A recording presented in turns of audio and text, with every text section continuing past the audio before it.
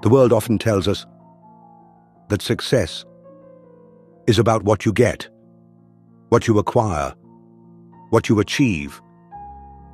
But there's a deeper, more ancient truth, one whispered by philosophers and proven by psychology. Life isn't just about what you get, it's profoundly about what you give, what you put out, what you cultivate. Because in the grand tapestry of existence, you truly do reap what you sow. And the most powerful act you can perform, the one that shapes your destiny more than any other, is to act now. This isn't just a quaint proverb or a spiritual platitude. It's a fundamental law of the human psyche, a principle woven into the very fabric of our being. Yet so many of us find ourselves trapped in cycles of frustration, wondering why our efforts don't yield the harvest we desire. We sow seeds of procrastination and wonder why our dreams remain barren. We plant seeds of negativity and are surprised when our lives feel like a desolate landscape. We cling to old patterns and then lament that nothing new can grow.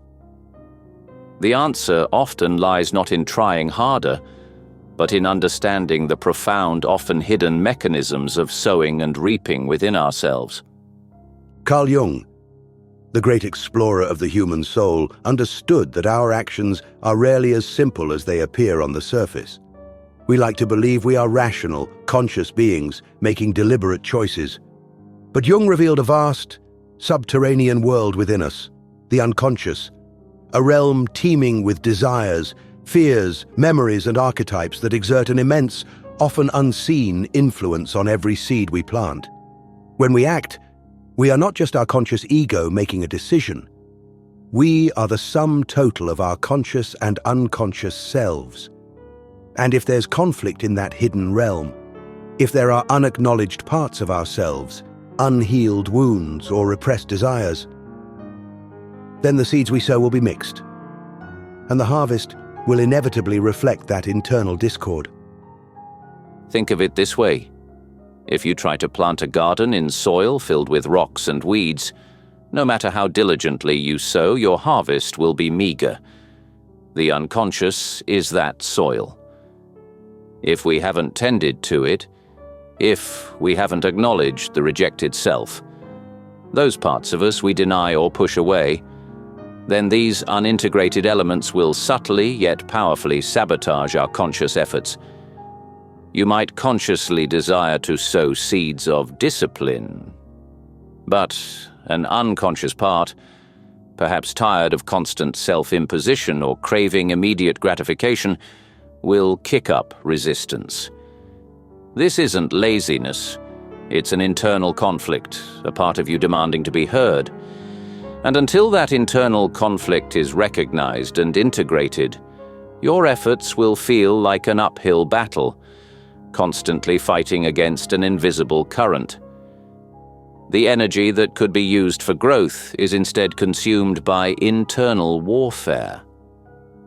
True discipline, therefore, isn't about forcing yourself to sow. It's about aligning your entire being, conscious and unconscious, so that sowing becomes a natural, harmonious expression of who you are. Behavioral psychology offers us a powerful lens through which to understand the mechanics of this sowing and reaping. It shows us that our actions are not just random occurrences, they are shaped by their consequences. This is the essence of operant conditioning. Behaviors that are rewarded tend to be repeated, and those that are punished tend to diminish. Every time you act, you are essentially conducting a mini-experiment, and the outcome, the reap, feeds back into your system, influencing your future sowing. If you sow a small act of kindness and receive a warm smile, you're more likely to sow kindness again. If you sow procrastination and temporarily escape discomfort, your brain learns to associate procrastination with relief, making it harder to break that cycle. The challenge and the opportunity lies in the fact that many of the most valuable harvests, deep knowledge, robust health, financial security, meaningful relationships, come from seeds that require consistent, often unrewarded effort over time. This is the principle of delayed gratification. The immediate reap of comfort or distraction can be incredibly tempting, but it often prevents us from sowing the seeds that yield the truly abundant long-term harvest. To truly reap what you desire, you must learn to value the future harvest more than the immediate comfort of not sowing. Voice B. This brings us to the profound wisdom of the Stoics. For them, the act of sowing was paramount, regardless of the external harvest. They taught the absolute distinction between what is within our control and what is not. Our actions, our intentions, our judgments, these are entirely within our control. These are our seeds. The outcomes, the reactions of others, the external circumstances, these are not. The Stoics would argue that to focus solely on the external reap is to surrender your power. Instead, they urged us to focus on sowing virtuous actions, to act with wisdom, courage, justice, and temperance. Because when you sow virtue, you guarantee an internal harvest that no external circumstance can take away: inner peace, character, and a profound sense of self-respect.